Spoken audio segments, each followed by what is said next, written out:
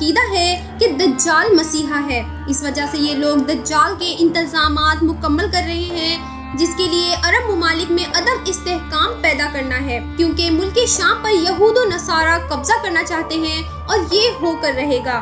حضرت امام مہدی علیہ السلام کے ظہور سے قبل چنانچہ کتاب میں ہے کہ آخری زمانے میں جب مسلمان ہر طرف سے مغلوب ہو جائیں گے، مسلسل جنگیں ہوں گی، شام میں بھی عیسائیوں کی حکومت قائم ہو جائے گی۔ اسی طرح قیامت سے متعلق بھی معلومات ہمیں ملتی ہیں کہ قیامت سے پہلے حضور پاک صلی اللہ علیہ وسلم کی امت میں سے 30 بڑے بڑے کذاب اور دجال آئیں گے۔